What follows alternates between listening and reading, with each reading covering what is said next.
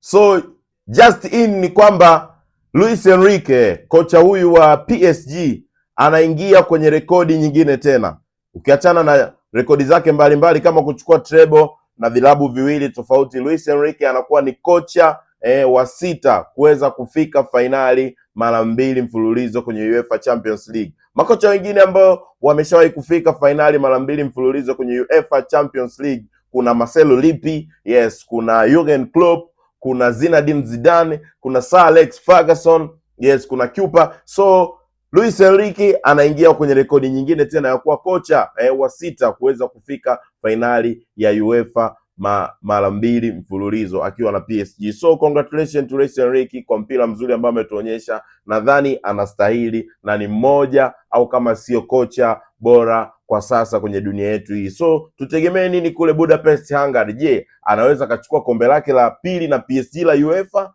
au atapoteza na kumkabidhi Arteta kutoa gundu? Dondosha komenti yako hapo. Je, Luis Enrique ataweza kufurukuta kwa Arteta na kuweka rekodi tena pale PSG kwa kuchukua UEFA mara 2 mfululizo, au Arteta na yeye ataweka historia kule Arsenal? Repost post hii, like, comment and share kwa wenzako wote. Tuendelee kufinya kanji kwa ajili ya mikeka na vitu vingine. Tukutane kwenye post zinazofuata. Download Keka App, ni search kule Keka App, napatikana kama Old School tu. Mikeka yangu inapatikana kule. Chao.